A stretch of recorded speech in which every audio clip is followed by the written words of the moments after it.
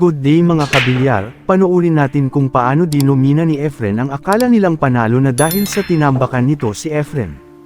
Makikita natin na nakauna na itong kalaban niya na makascore ng 3-0, pero after ng dry break ng kalaban agad nakabawi si Efren ng dalawang rack. Punta tayo sa rack 6. Maganda ang pagkaka-break ni Efren, may tire sa 2 pero after nito walang magandang tire kaya nag-defense play si Efren. Pero magaling din yung kalaban, carom shot sa bank shot ang binitawan pero mahina sa angle shot. Kaya nakabalik si Efren, pero agad din naman sumablay si Efren.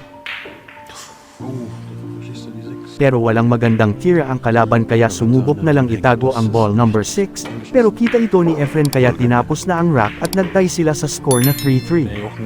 At sa rack 7 maganda ang pagkaka-break ni Efren at nakakuha pa siya dito ng carom shot pasok. Salamat mga kabilyar.